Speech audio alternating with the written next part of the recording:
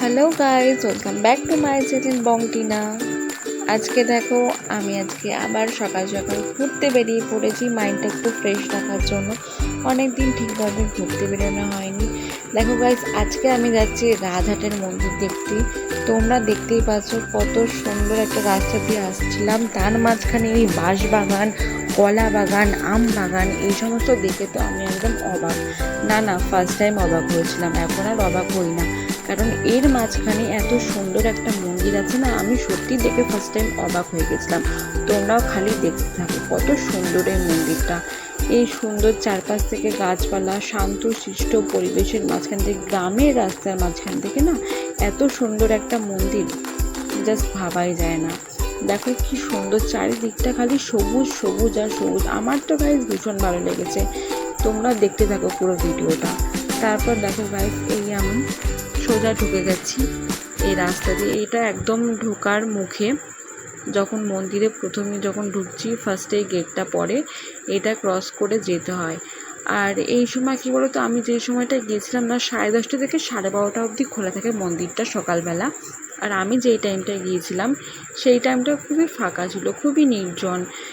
তাও গুনে গুনে কয়েকটা হবে, 10-12 জন ছিল হয়তো। দেখো গাইস কি সুন্দর চারপাশটা।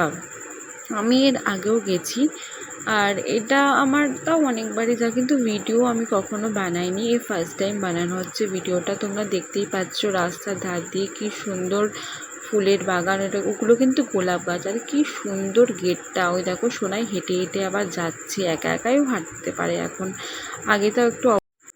তারপর দেখো রাস্তার মাঝখানে এত সুন্দর সুন্দর ডিজাইন করা, জাস্ট ওয়াও। আমার তো গাইস এই সমস্ত ডিজাইন আমার খুব ভালো লাগে। আমি অতটা বেশি আঁকতে টাকতে পারি না, বাট আমার খুব ভালো লাগে ডিজাইন। তারপর দেখো বন্ধুরা, সবাই আস্তে আস্তে প্রথম গেটটা ক্রস করে আমরা সামনের দিকে এগিয়ে গেলাম। তারপর আস্তে আস্তে এই মন্দিরের সামনে ঢুকতেই একটা মন্দির পড়ে, ওই মন্দিরটা দেখলাম ঘুরে। আগে তোমরা যারা এসেছো তারা হয়তো জানবে এখানে সব ধরনের ঠাকুর পাওয়া যায়। এই দেখো গাইস, তোমাকে একটা জিনিস দেখাচ্ছি। এখানে হচ্ছে পালকিতে করে সামথিং কিছু একটা দুর্গা ঠাকুরকে নিয়ে যাওয়া হচ্ছে। তারপর দেখো গাইস, এই যে মন্দিরটা দেখো একটু ভালো করে, মন্দিরটা এত সুন্দর, এখানে সব কিছু খুব সুন্দর পাথর দিয়ে। দেখো সামনে আবার সিংহ। আর দেখো গাইস, এরপরে না একটা এপাশে একটা ছোট্ট টাইপের খুব সুন্দর, কী বলে আমি ঠিক জানি না, ঝর্ণা টাইপসেরই কিছু একটা হবে। এর মধ্যে দেখো গাইস, আমি দেখতে পাচ্ছিলাম একটা কচ্ছপ ছিল 3-4টে। দাঁড়া তোমাদেরকে ভালো করে দেখাই কচ্ছপগুলোকে। এ দেখো কত সুন্দর কচ্ছপ, 3-4টে ছোট ছোট কচ্ছপ, খুব ভালো লাগছিলো দেখতে। তার জন্য আমি ভাবলাম এই জায়গাটা একটু তোমাদেরকে ভালো করে দেখিয়ে নিই। তারপর আবার হাঁটতে হাঁটতে গেলাম, ওই দেখো সামনে আবার একটা ছোট্ট বাচ্চাদের একটা পার্ক আছে। পার্কে বাচ্চাদের না খুব মজা হয়, জানো তো, বাচ্চাদেরকে নিয়ে গেলেও না ওরা খুব ভালো থাকবে, ওখানে খেলাধুলা করতে পারবে।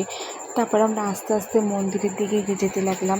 আর এটা হলো ওদের অফিস, এখানে সব রকমের সামগ্রী পাওয়া যায়, এখান থেকে তুমি কেনাকাটা করতে পারবে। তারপর দেখো এখানে আস্তে আস্তে আস্তে আস্তে মন্দিরের দিকে আমরা ঢুকতেই যাচ্ছি। তারা খুবই ফাঁকা কিন্তু, কারণ সত্যিই কোনো লোকজন ছিল না। সকালবেলা আসলে তোমরা কিন্তু এখানে কোনো মানুষজন দেখতে পারবে না। সো দেখো, এই দেখো সামনে দেখো একটা রথের মতো, এখানে রথই এটা, এখানে সামনে রথটা পেয়ে যাবে। আর এই হলো মেন গেট, মন্দিরের একদম ঢোকার সামনে।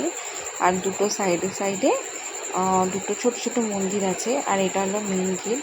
আর সামনে কিন্তু জল, আর এটা কিন্তু পুকুরের মাঝখানে এই মন্দিরটা। আর ভেতরে কিন্তু আমাকে ক্যামেরা করতে দেয়নি, ঠিক আছে। আর এই দেখো জল পার হয়ে আমাদের নিচটা কিন্তু পুরোটাই জল আছে, এখানে পা ধুয়ে তারপর ভেতরে ঢুকতে হয়। সো পুকুরের মাঝখানে এত সুন্দর একটা মন্দির, তোমরা আসো, তোমাদের খুব ভালো লাগবে।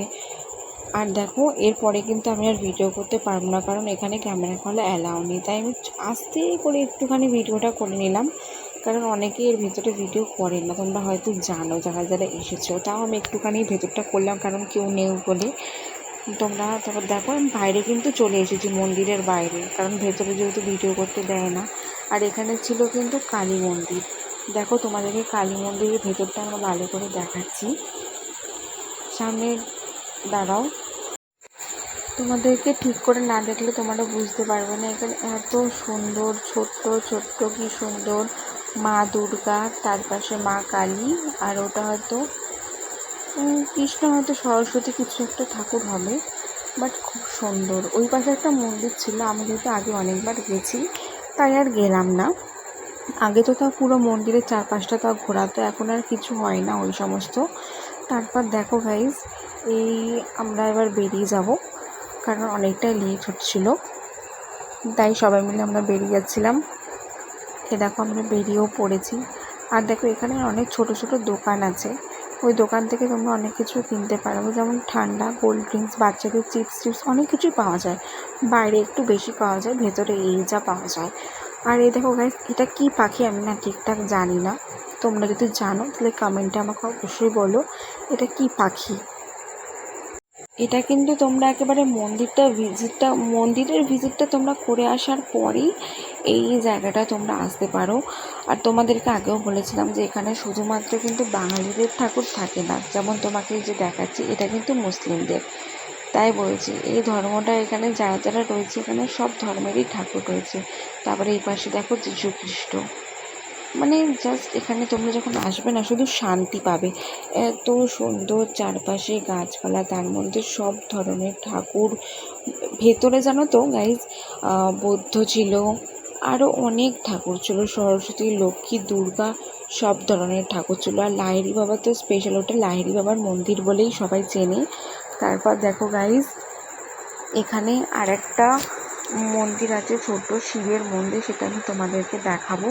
এত সুন্দর এখানের এই মন্দিরটা, স্পেশালি আমার ভীষণ ভালো। ওখানে যেটা ছিল ওটা একটা ছোট্ট লোকনাথ বাবা। আর এই দেখো, এটা একটা জলের ফোয়ারা, কিংবা তোমরা যেটা বলো আর কি ঝর্ণা, এটা হলো সেটা। এটা রাত্রিবেলা কিংবা সন্ধেবেলা আসলে এটা হয়। আর এই দেখো গাইস, এখানে না মাছ ছিল, আর এইটার মধ্যে না অনেকে পয়সাও ফেলে, জানি না কেন, বাট অনেকে পয়সাও ফেলে। তারপর দেখো এখানে একটা ছোটোখাটো একটা, এটা কি মন্দির ঠিক আমি জানি না, বাট ঠাকুরটা কি আমি জানি না, হয়তো বিষ্ণুদেব হবে হয়তো, বাট খুব সুন্দর। চারপাশে দেখো ছোট্ট ছোট্ট কি সুন্দর মানুষের মতো পুতুল দেওয়া। আর তারপর দেখো এই যে ঘরটা, এর ভেতরেই আমাদের যে মহাদেব আছে তিনি বিরাজ করছে। আর এই ঘরের ওপর দিয়ে ঝর্ণার মতো চারিদিক থেকে জল পড়ে। তোমরা যদি বিকেলের বেলা এখানে ভিজিট করতে আসো তাহলে তুমি এই জিনিসটা দেখতে পারবে। আর দেখো এত সুন্দর মহাদেবের মূর্তিটা, জাস্ট দেখেই মন শান্ত হয়ে যাবে। তাই বলছি গাইস, সবাই তাড়াতাড়ি চলে